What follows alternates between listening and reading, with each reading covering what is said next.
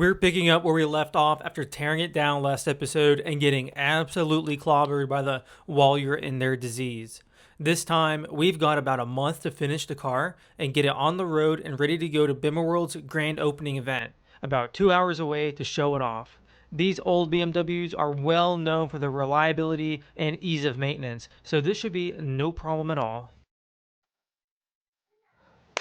Alright, it's been almost a month since that last clip was shot, and I think all the parts have finally come in to actually finish the car. We have our good window track, bad window track, get rid of that. And we've got all the other good parts that have come in as well for the steering and for the engine bay. So we should be ready to start buttoning this thing up and putting it back together. So we're gonna go ahead and start finishing with the interior. We got a couple other things on the list to address in there. Lube this up.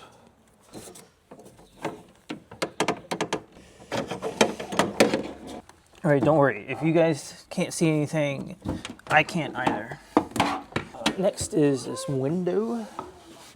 Oh, that slides so much better. All right, I'll just leave it like that.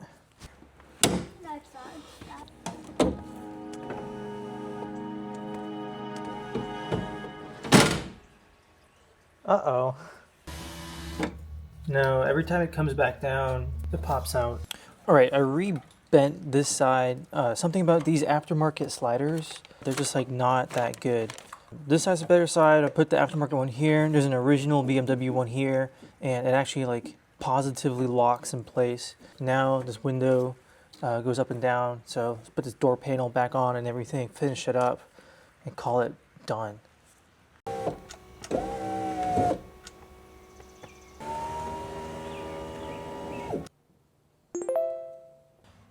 All right, easy fix. We got a new button for the seat controls. Oh, forward and back does not work. That works. Huh. At least we have a new button. The other thing we've got for this side is a new brake light switch. Awful angle here because I had the garage door closed, but the brake lights actually work. It's just that this E34 had a brake light warning on the dash, and these are known to start intermittently failing, so it's an easy item to replace for just that peace of mind. All right, there's like no space down there to film, but I got the old switch out, new switch in. On to the next part, hazard switch. That one in there is absolutely destroyed, mangled. This car has probably seen a lot of time on the side of the road, which is why it has been pressed so much that it's completely fallen apart. So I'm gonna get a new one so that we can use it. Cool, works. All right, next is this blower motor resistor. Got this bad boy. Apparently these are known to like melt and catch fire or something like that. Apparently this is a hazard. So we got a new one, and we got a new cabin air filter because of the mouse nest that was right up against it when we did the blower motor. It's a nice nest you got there. Thanks. New filter should clean up some of the smell, but we gotta take this glove box and stuff back here apart. Of course, I jostled the camera for the time lapse, so that's all you get. Now somewhere back here is the filter. Oh my gosh. Ugh. Safe to say this is the worst cabin air filter I've ever seen. Not really in the mood to get sick, so got the respirator on and I'm gonna vacuum everything out. But this is how a new filter is supposed to look like. All right, let's get it in. Okay, next is gonna be the blower motor resistor, but apparently it goes on the other side, which I already put back together. Oh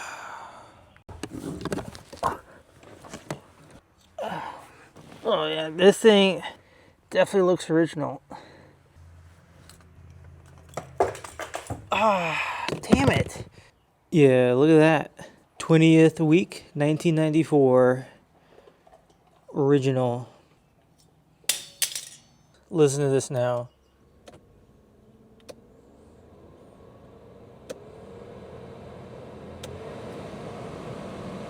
All 4 modes. Works. Done with the inside. Alright, next, we've got to finish all the suspension. Easy. Hey, this is me from the future, and if you're enjoying this episode on this E34, I need you to like the video and subscribe. Okay, I'm going back. Before going ahead and doing anything too crazy with the steering arms, figure might as well do something easy, like replace this brake pad sensor. There's a light on it on the dash, so we'll get that half out. Okay, plug it in, put this bad boy here, like that, done. All right, these are the new to us steering arms, and you can see someone has also struggled to get their joints out, but they actually won. This guy goes in the front here. Of course, the strut tube just hanging out here is a little bit in the way. And we'll just put the steering one on just to make it a little easier to torque. Service manual calls for 68 foot-pounds.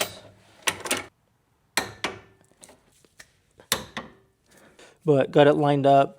What I'm going to do is take them out one by one and put some Loctite on it. Service manual calls for permanent thread locker, and I think it's 81 foot-pounds. We'll paint mark our bolts so we can know which ones we torque down. Okay, and tie rod ends, allegedly 28 foot-pounds. And of course, all we have to do next is just repeat the same process on this side.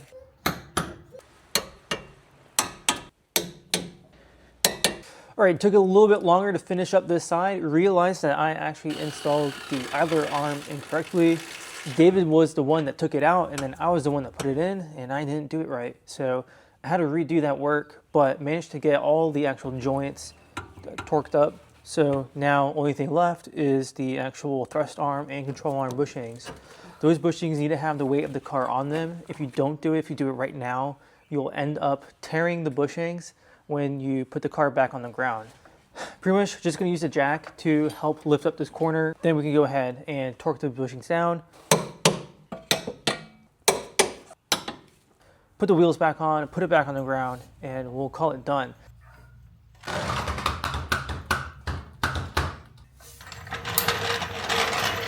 Finally. All right, all the suspension torqued. Oh, this is a brown one. Oh, okay. All the suspension torqued and done. But I did forget that there is the under tray. Forgot to put that on before I put it on the ground. And we got engine mounts. So, oh, and transmission fluid. Yeah, so all these are gonna have to go back up in the air. But those aren't like important right now. What is important is trying to do the idler tensioner pulleys and start putting together the engine bay. We'll actually get this thing running. We actually put the hardware where it's supposed to go so we can have a better idea of how to put this crap back together. All right, I'm going to do this first, guessing, and then I'm going to look at a diagram to see if I did it right. I feel like that's right. 13 millimeter nuts, I think, are 18 foot-pounds. Right, and the small one, the 10 mil, is, I think, 75 inch-pounds. I'm just putting these in. We're going to have to wait for the bigger pulley to come in. But I don't want to lose any of this stuff. All right, so this is now like 3/4 of the way done. I'm going to clean up the area, and I guess we're going to start with one of these to get ready to plop down the intake manifold and everything. So everything has got to be done below the intake manifold. We've got to do that first. All right, this bad boy should just slide off. Yeah. And ugh, yucky. Look at crusty oil. It's hard to see, but there's a bunch of oil sludge in here. Let's clean this up. Put new O-rings in it. We'll be good. The other thing for the crankcase ventilation system is this on the back of the intake manifold. And so we got a new vent here. We just got to pull it off and Get out of the way. Ah. Oh, geez, that's on there.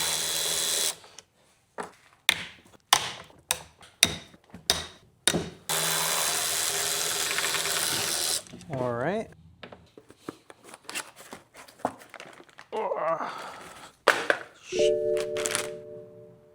All right. Bending the crap out of my pick. Poor thing. Okay, thinnest screwdriver I've got.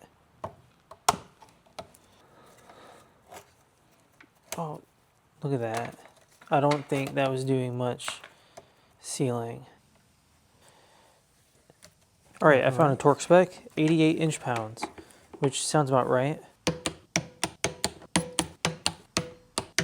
David's got some plans on a road trip that he wants to do, and he does not want to be stuck on the side of the road because one of these O-rings gives out, or thermostat, or something else. Let's yank it off and start making a mess. Oh my God, you gotta be kidding me. This plastic just broke. All right, I am failing on step 1, which is draining the coolant, and that plastic drain plug will not come out. So we're just gonna go straight to the source. I did, by the way, remove that new belt. Thought ahead. All right, next, I think the harmonic balancer needs to come off. Oh no. I need to lock this somehow. You could spend over $150 for the official BMW crank holding tool, but a spent piece of 223 brass is a lot cheaper. The brass is soft and won't damage the crank teeth, and the 8 bolts that hold the hub on are not actually torqued that tight. Just a warning though, I wouldn't do this if I was actually trying to remove the main crank bolt, because I think you'd probably crack the upper oil pan or do something else catastrophic by putting that much pressure into it. All right, now we can just go ahead and start undoing all the water pump bolts. Just crack them loose.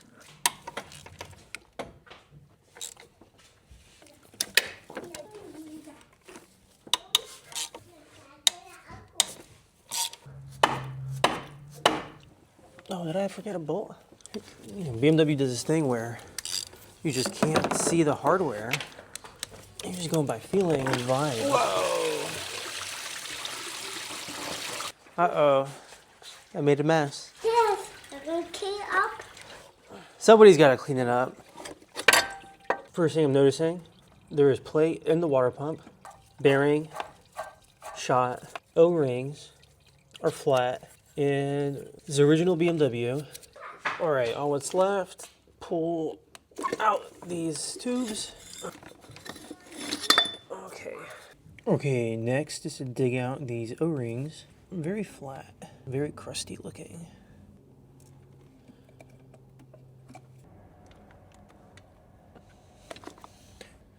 All right, in the groove. Looks good, feels good. Okay, next. Come on. What the heck? Oh, there we go.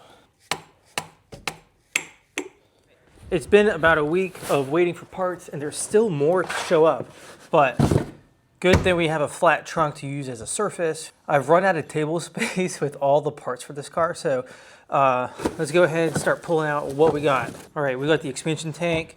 The expansion tank is actually original. We don't trust 30-year-old plastic, neither do we trust ancient hoses. There's still more hoses on the way, but we got also a new thermostat. We got the new idler pulley, the 80mm one, gaskets. I'm not sure. David ordered this. We'll see. And here's the water pump. Looks normal. And we got a metal thermostat housing instead of plastic. Oh, and we got this other hose here that comes off the back of the engine. And we're still waiting on a couple more things. Now it's time for the most exciting part of the build, and we're gonna go ahead and get started watching me scrape the water pump gasket off, which is exactly the kind of content you guys want to watch. So every single second, don't miss it. I'm gonna get it done. Let's go. Okay, and I think that's it. I'll clean this up. Mating surface cleaned up, so we can go ahead and install the water pump and gasket. I feel like this is the only paper gasket on this entire car. I've got this high-tack gasket sealant that I'm going to put on both sides of the mating surface. So on the timing cover and then on the water pump, just to really make sure that this gasket doesn't move during installation, so we can actually get a good seal as well. This will help like also fill in any imperfections. Can't forget about the 2 O-rings that go in here as well. Oh man, these are so annoying. Oh my god. Insane amount of effort to just get 2 tubes and 4 O-rings aligned. There was way too much effort. I know BMW likes to use their O-rings for everything, but like, that was serious. That was wild. I'm sure there may have been like another trick that I'm just like not aware of, but I destroyed like 5 pairs of gloves trying to do this. Look, just tore those. Ah man. Thermostat housing bolts were torqued off camera, but they're the same torque as the water pump bolts, which are 89 inch-pounds.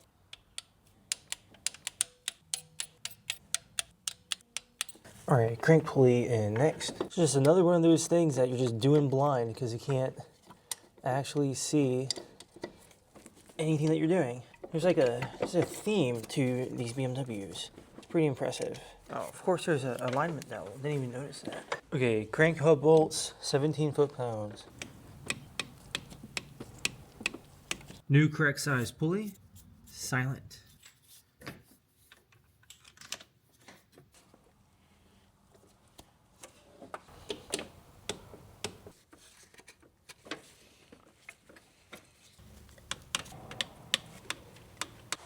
All right, here on the bench, we have the intake here, and it's just about ready to go on. But before we do that, we have to put the new O-rings in for the intake, and we're gonna install the crankcase ventilation tube. And we also got one for the throttle body. So throw these on, and then we can put the intake on. Oh, it's not gonna work. Can't go over that. I'm figuring this out as I go along. Oh, that looks better.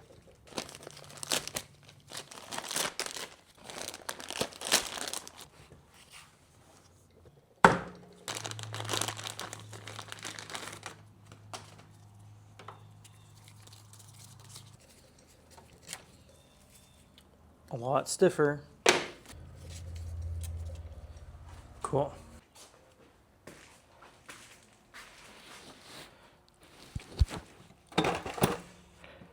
I'm just kidding. I know it doesn't go like that. All right, so I'm not exactly sure what's the easiest way to do this. Maybe I should take that crankcase valve off. Got a new O-ring, but this O-ring doesn't feel the tightest. Hopefully it seals. Why is it not sitting flush? Something's wrong. All right, found the issue. That seal folded over during install. See, time to pick it up again. All right, I'm gonna use some more of this high-tack stuff. I don't want this crap falling out again. It's on the outside here. Just give it just a little bit more stick. If you're wondering, oh, isn't this gonna make removal like that much more difficult for the next person? But you know who that next person is? It's my brother. Do I actually care if it's gonna make it harder for him the next time he has to remove it? No. I very confidently made a mistake here, and I end up eating those words as we get closer to getting this all back together. All right, torque is 11 foot-pounds, and I'm gonna start from the inside out.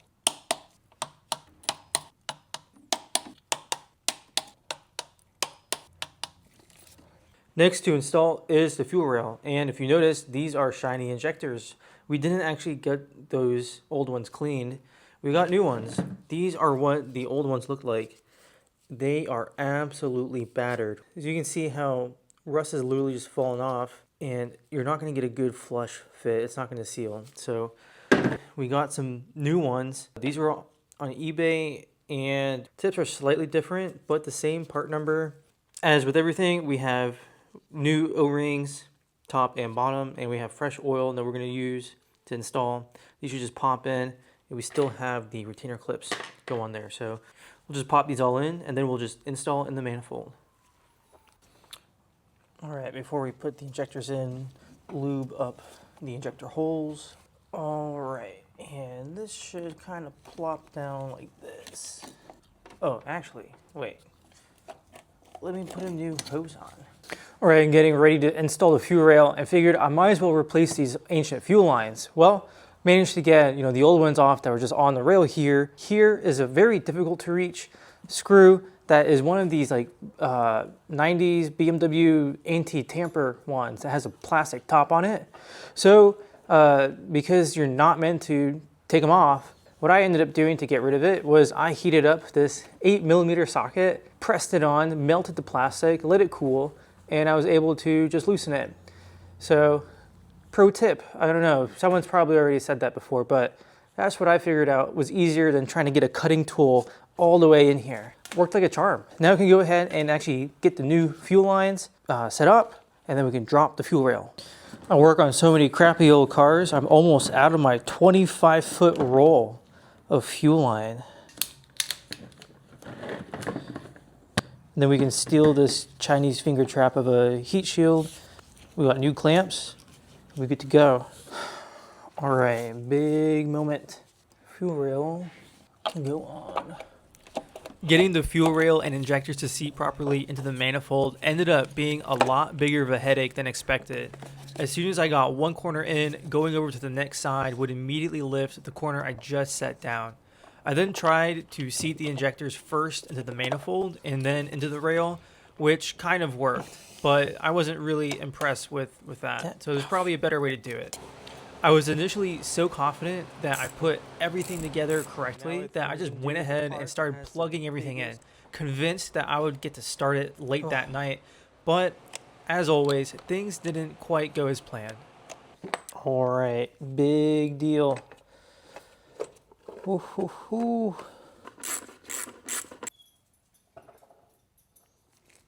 I put it on the wrong side. I guess there's actually left and right. Oh yeah, that fits a lot more like what I expect. And look at that, flush lines.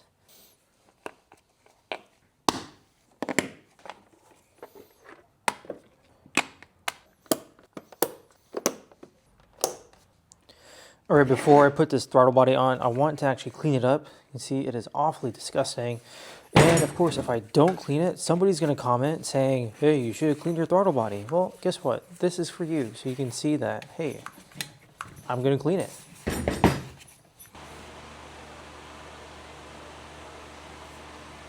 All right, probably would have been a lot easier to install the throttle body before installing the intake. All right, remember there's this throttle cable. I'm trying to figure out how does this thing go? And I think you're seeing a theme here of forgetting to put things in the order of which they came off.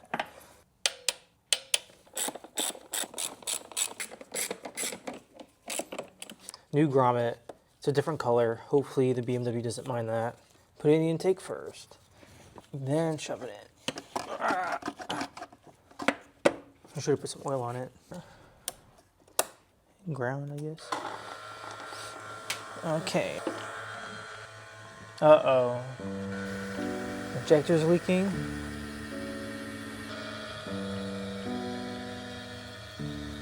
Yeah, something under this intake manifold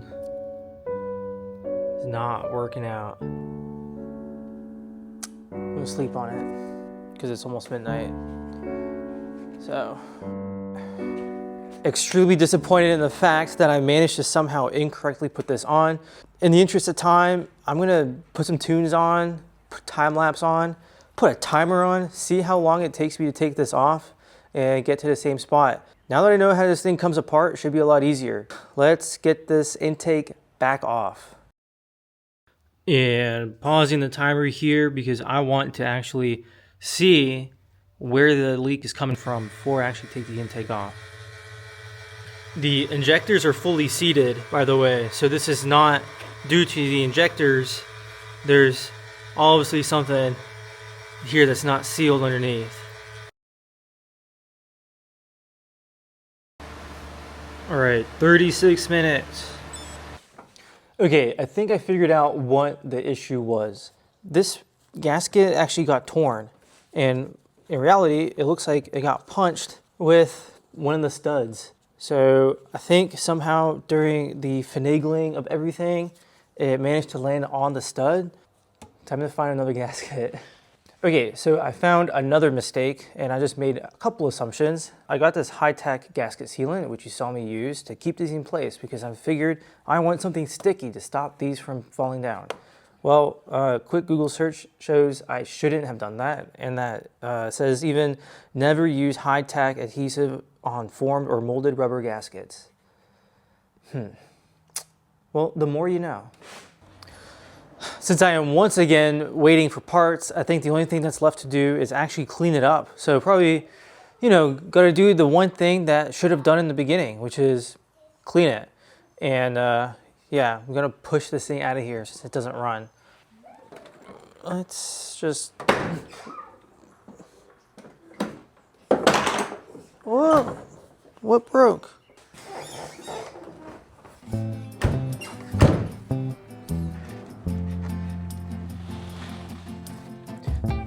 Alright, now in the sun you can definitely see how dirty this thing is. This paint is way too far gone to really make it nice, especially on the hood, roof, and trunk. This thing still had salt on it from when David first picked it up in the wintertime, and at this point it's been almost 2 months since we first drove it into the garage and started working on it. So it's time to get it out in the sun and clean it up a bit. With the car wet, it actually started to look really nice and kind of a big confidence boost seeing what it could look like, but it's already looking a lot nicer. It makes me feel a little bit better when there's less pollen, less dust, less crap, and the windows are clean and wheels are clean. So it's a good inspiration for what the car should actually look like.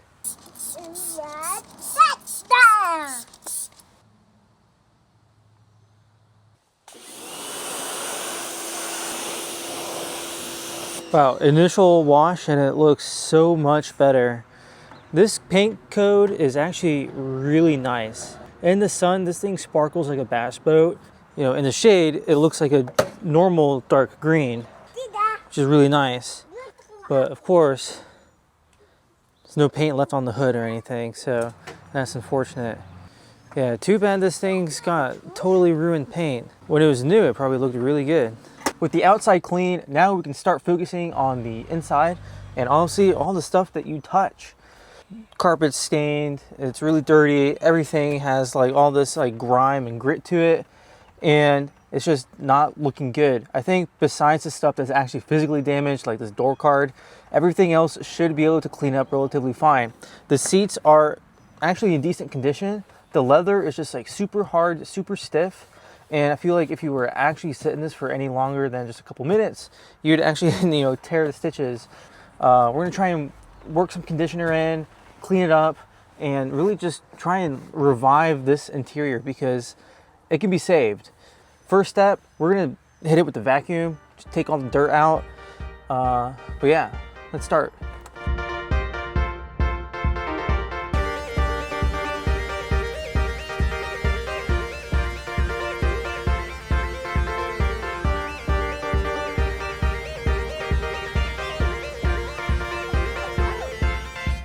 All right, all the big stuff's vacuumed up, and now I'm gonna deal with this moldy, mildewy section here. Just got some vinegar.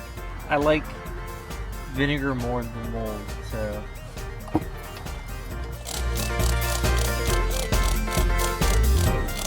While the vinegar is doing its job, went ahead, stole the wife's carpet cleaner. So gonna try and get some of these stains out and lift up as much dirt and debris as I possibly can.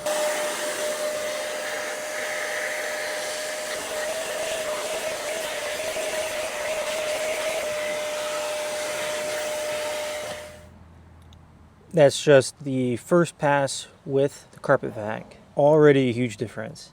I've also got another bristle brush on the drill. I'm going to use, just try and lift up as much as possible.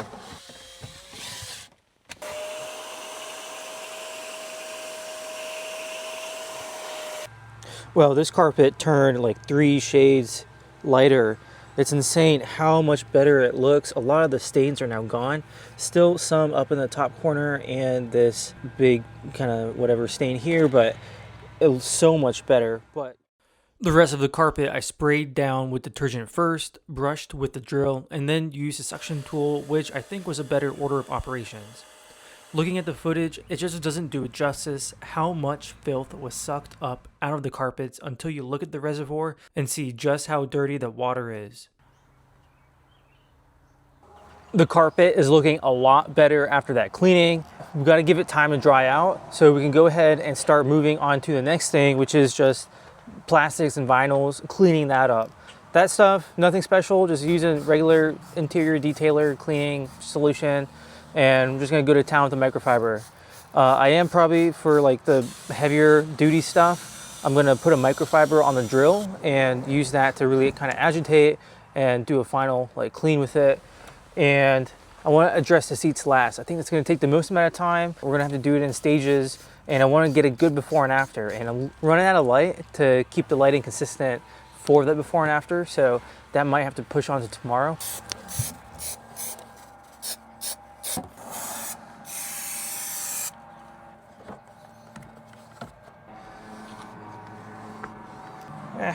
Looks better. All right, it is the next day and the car smells a lot better on the inside. Now, the next thing to do is address the leather seats. The seat bottom is already loose, so let's start with this. Given the age and abuse this car has endured, I'm surprised the leather isn't worse. The purpose right now isn't to do a total leather restoration, but really just to see how far a good cleaning and conditioning can take us. I'm starting with the leather specific cleaner and using a soft bristle brush to work the surface and lift all the dirt out. He's doing his best. I decided to step it up by using a soft bristle attachment on a drill to really agitate the surface and try and get it as clean as possible. Stripping the dye from the leather is a real concern here for old and highly worn pieces, but the rear seats just don't see that much use, so it was a risk I was willing to take and experiment with to see if I burned through or not, which I didn't. I wipe cleaned them with a microfiber and let the surface dry a little bit before applying the conditioner.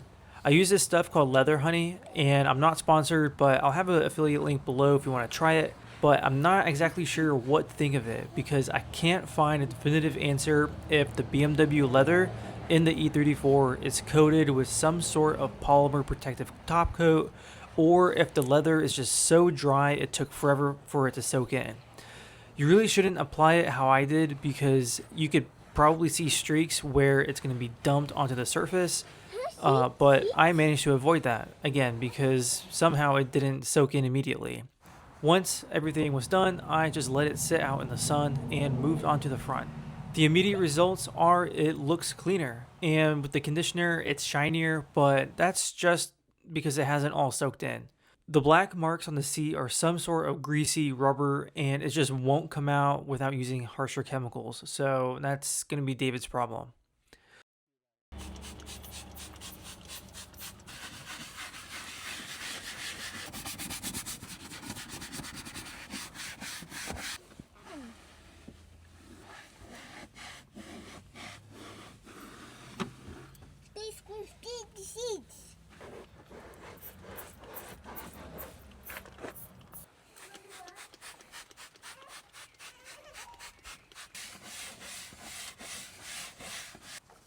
Right, that's clean.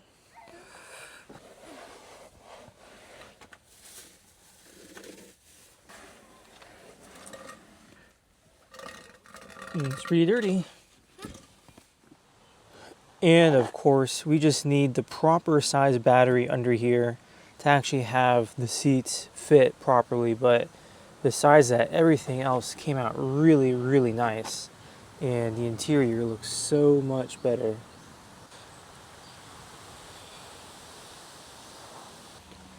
Okay, one last thing I wanted to do is actually use some trim restorer to actually make this stuff nice and even black matte finish. Right now, all the black trim is just this faded gray and it looks pretty bad. So I'm gonna go ahead around the car really quick with some of this and see if it makes a difference. This might be a better example of before and after. Went ahead and did the mirror, this side here, and this side is untouched. So you can see just the difference. And it's gonna look a lot better once you go around the whole car. Now that all the cooling parts are in and the intake is off, we can actually pressure test the system and make sure we're not gonna have any leaks and no surprises. This one, OE BMW hose.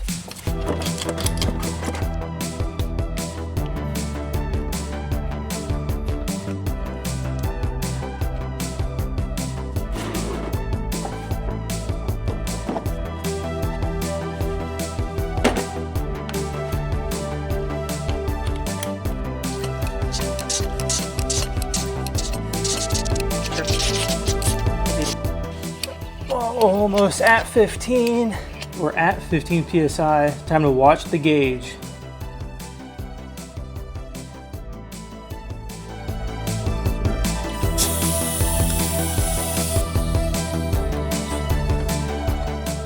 Passing the pressure test is great news, which means all the effort I put into replacing those O-rings for the coolant pipes underneath the intake paid off. Now we've got some more parts in, so we can go ahead and get ready to actually slap the intake back on and make sure we get this right. So start that. New O-rings have arrived, and I'm not going to make the same mistake again. So this time I'm going to be very careful with where I lay these down and use actual, like a thick grease to install these.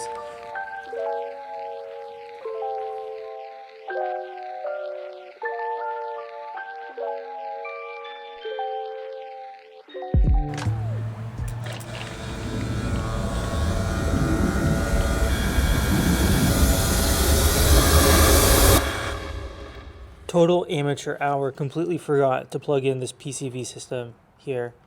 Oh my gosh. Finally, there are no more vacuum leaks from the intake manifold. There is still a vacuum leak that is here on the actual intake. There's this massive O-ring that's no longer available. It's spewing out smoke from there. So we're gonna have to figure out something I wanted to do there. May even have to make my own O-ring, and we'll deal with that a little bit later. But next, and we can finally put on the injectors. And I've got new clips to hold the injectors in because the old ones are kind of rusty and don't look the best, and I felt like they didn't give me good positive retention. And I don't want any fuel leaks. Pretty simple. Okay, fuel rail can go back on, just like that. It is now time to see if any of these fuel injectors are leaking or if we have any lines anywhere leaking. Prime the fuel pump, check for leaks.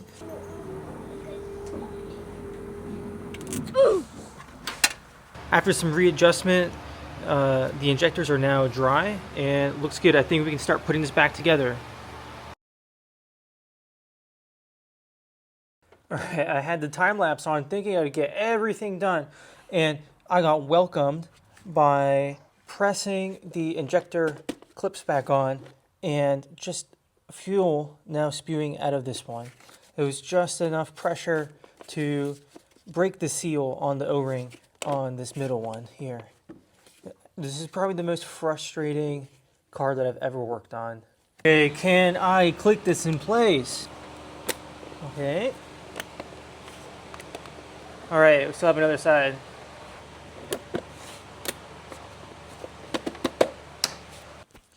Okay, everything is back together finally, and it took a long time just to try and get everything kind of sorted. No fuel leaks, no other vacuum leaks. I think we're at the point where we can kind of start it just to make sure that, you know, everything actually works and it fires on all 8 cylinders, and there's no coolant in it, so we're not going to run it for long. Yeah, assuming that this works well, we can go ahead and start putting coolant in it and thinking about, you know, getting alignment, right? Still got to do that. Let's do this.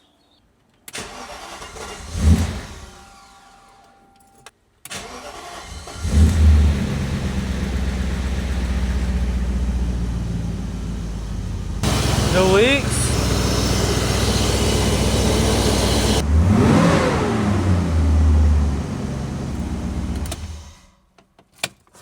It's actually running.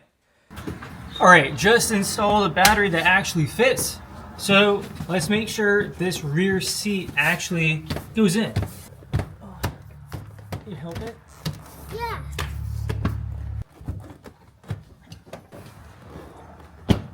To fill the cooling system, I've got my vacuum fill kit. So what this is going to do is use the air compressor. It's going to blow air across the fill port and it's going to create a vacuum. It's going to suck out all the air out of the system, and we're going to then take our hose, which is dumped into coolant right now, take our hose and it's going to suck it all in. It's pretty cool. All right, I'm just going to hold it there. We're not at sea level, so it doesn't have to be the whole minus 25 or anything. I think this will be good enough. We just have to wait now and see if it drops. Seems pretty steady. Normally, if there's a leak, you would kind of immediately find it. But right now, rock steady, which is exactly what we want. All right, it's been a couple minutes and we can see that the needle has stayed solid. So we're ready to open up the valve. So we can open this up. All right, very important that this stays in the water. If it comes up, we'll get air in. I think we're probably good. All right, last night was an absolutely immense effort and great news. Cooling system finally all together. No leaks, confirmed overnight, checked underneath. We're looking really, really, really, really, really good. And I got the car running up to temperature, runs smooth, runs great. So last thing to do is finish up some of these little details like reinstalling the air box, and torquing down the lug nuts or the lug bolts and everything, and take this thing to go get in alignment. Because once we get in alignment, we can actually drive this thing. Because this weekend, we're taking it to BimmerWorld. So we need this thing to run and drive.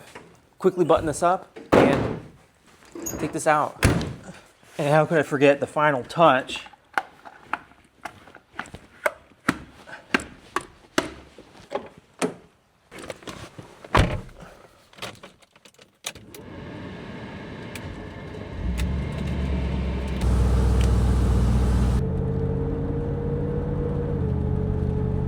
The BMW is back in the garage after the alignment shop, and I couldn't help myself. I didn't bring the camera, but I went on a test drive, and dare I say, I think this car is almost done. We're like right there on the finish line. What do you mean it's almost done? The car still looks like trash. You know, we can just go on a test drive, and you'll see all the work that I put into it. Okay, here's the keys, if I can get them off of me. Oh, jeez. All right, get your ass in there and tell me this thing is not better than what you left, than how you left it. Let's see, cold start.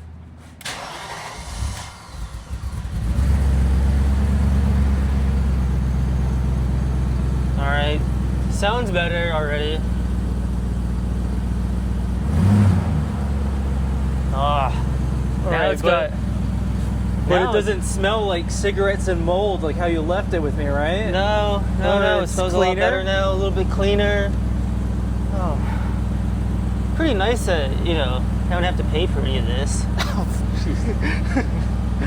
All right, it's good. All right, what do you think? Initial thoughts, come on. Initial thoughts, it drives a lot better, a lot smoother.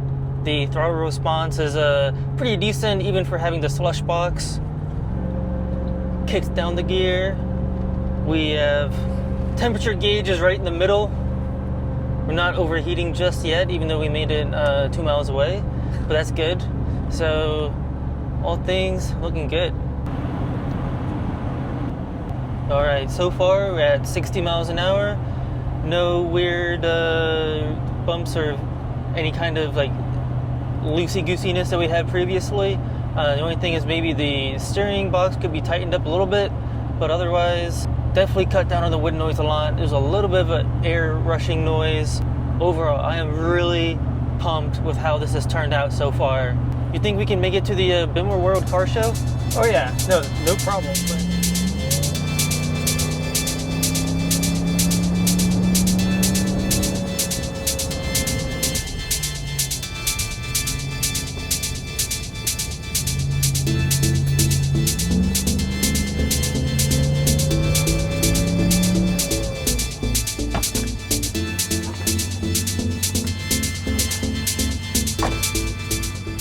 do you think?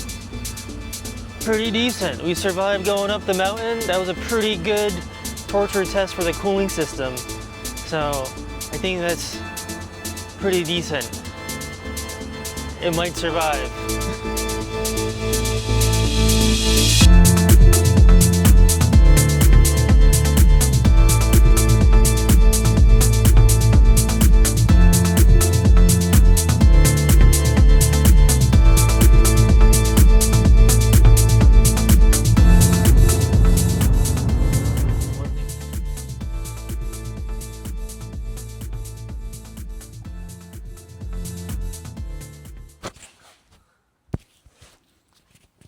I actually don't want to hear what you have to say.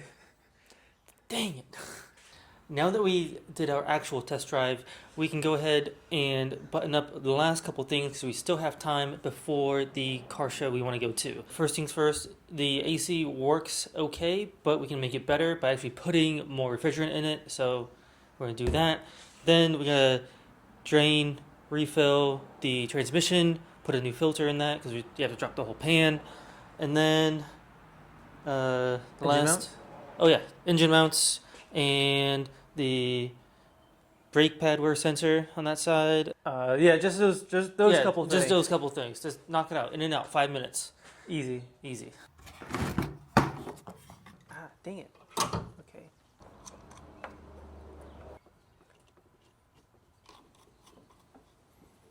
So how many times have you done this before? Never, actually. I've never touched an AC system before. You know, it's actually a really good excuse to use the tools. I bought this on sale and never used it. Came with directions, but too bad I don't know how to read. Good thing there's a picture on there. Yeah, I think we got it. Okay, we gotta start the car. Confidence is key.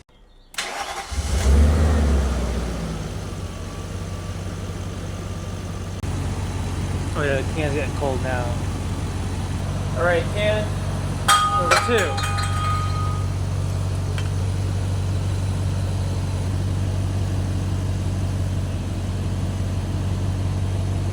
Alright, the AC system has been filled. We're getting pretty good pressures on each side, but it seems like the system isn't working quite as well as it should be. The fan speed, when it's all the way up, it's getting like 80 degrees using a little like beat thermometer. But when it's down to like the lower 1 and 2 speeds, we're getting at like 35 to 40 degrees. Not going to be great in the summertime, but definitely better than nothing and will actually help keep the windows from fogging up. Time to move on to something else.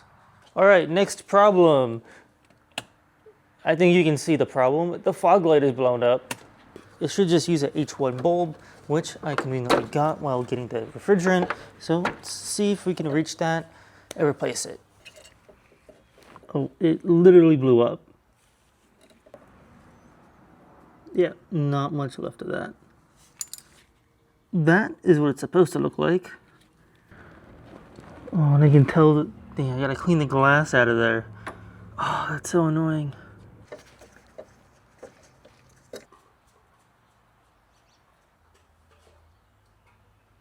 And also, you don't have to take out the fog light to put the new one in. Oh, well, you gotta connect it up. No. Yeah, it's not work. No, you gotta plug it in. Oh, be careful of the shattered glass. What the? Okay, yeah. Plug it in. Yeah. Whoa. Okay. David, how is anyone going to know that we jacked up the car if we didn't film it? I don't know, they're just gonna have to take our word for it. All right, David, status report. What's going on down here in the dark? Alright, status report. This is the faux plug, and it is like a hex bit that has to go in there. It's like a 17. This is a drain plug. So of course, you know, BMW couldn't have made it any easier to fill a transmission. From the bottom. Yeah, from the bottom. We drain out the oil, zap off these bolts. Actually, we're gonna get the fill plug out first. Make sure we can get that. Alright, that's the plan. Okay, pro tip. If you have a 1996 Kawasaki ZX-11 just laying around, chances are you have a toolkit, and in here you have a 17mm hex. I think this one is homemade, but it should have come with one. Like a glove. Are you trying? Yeah. Are you gonna tell me that we're gonna have to use the impact on a drain bolt? Fill plug. Oh, fill plug.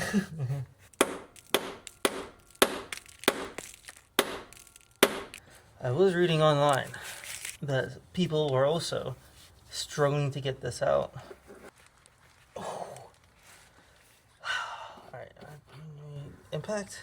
Maybe It's your car. one brap? Oh, no, it's moving. We're good. We're in the clear. Okay, okay. This one came out a lot easier. Wow, that's almost like engine oil. Yeah. You sure you did the right bolt?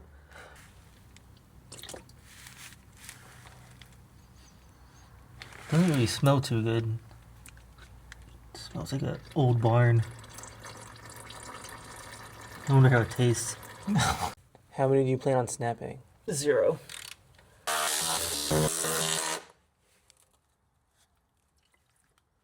Oh. This has a date code on it. Like everything else? Yep. 15 April 1994. Literally everything on this car is in 1994. Everything's original. I feel so special to be the first one.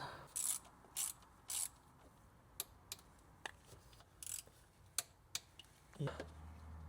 Didn't need the extension. Took too long.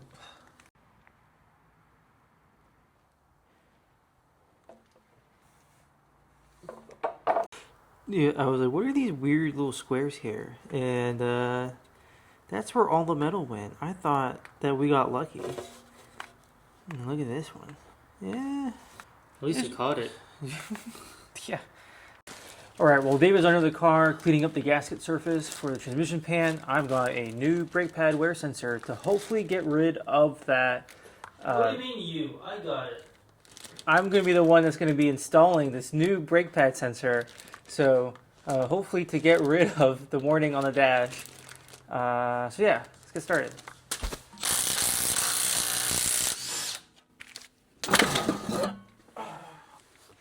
Alright David, you want to see something insane? Yeah, sure. Okay, you see that hose clamp on your fuel filter? You want to touch it? This top one? Yeah. Oh, Very nice. let's tighten it up. You know, we have the new fuel filters, but we don't have these 90s to replace. I don't want to open this can of worms. Not just yet. Not yet. It's actually really insane to me that nobody went ahead and replaced this brake pad sensor because they're super easy to replace.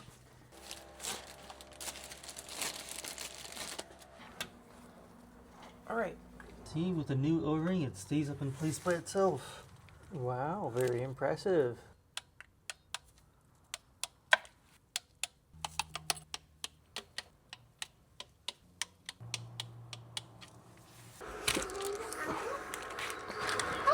Hi, Ollie. Yep. I need to put the oil into the cart. Yes, Ollie.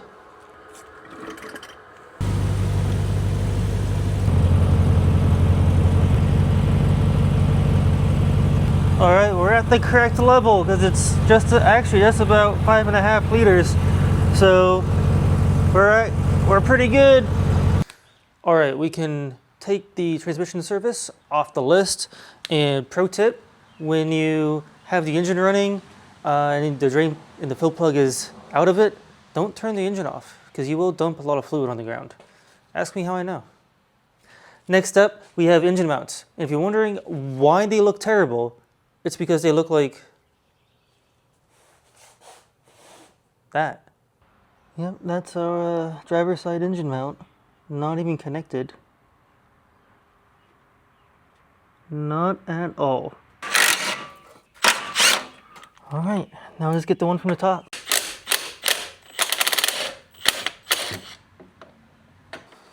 All right, how easy a job is just a function of how many extensions you have. Oh my gosh, it slipped off. No, we're gonna need something to break it better.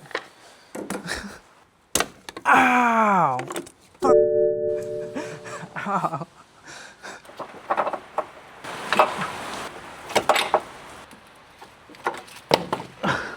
Well, Think it was due for replacement? Yeah, but only just about.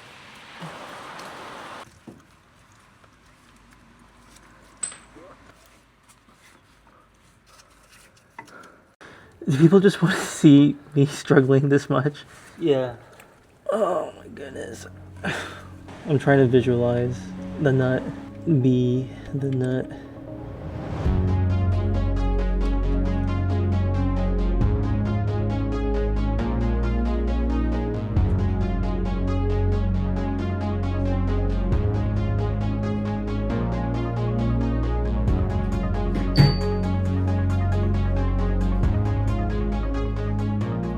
Alright, David, what's going on?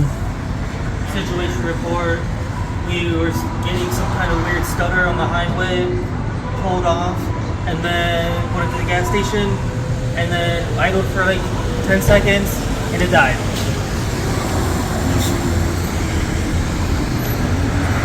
Dead. She's dead. She did.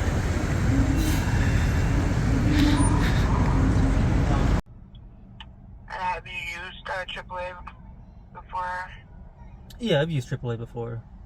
1995 BMW 530i. And the color? Green. Green.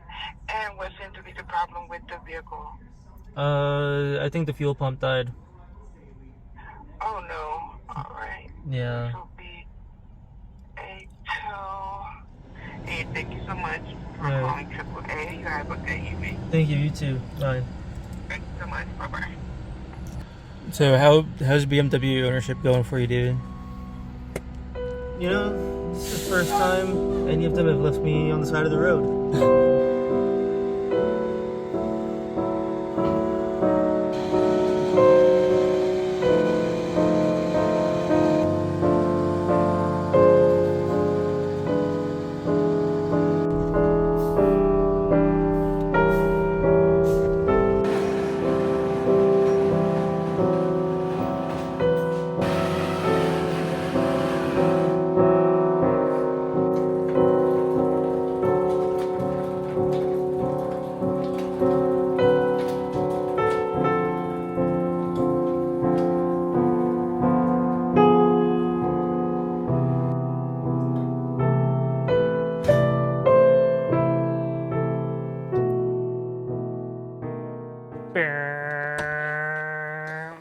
David, what's going on? The hood's up and you're making little vroom vroom noises like a toddler. I thought this thing ran and drove. Yeah, we gotta figure out why this thing no longer wants to run.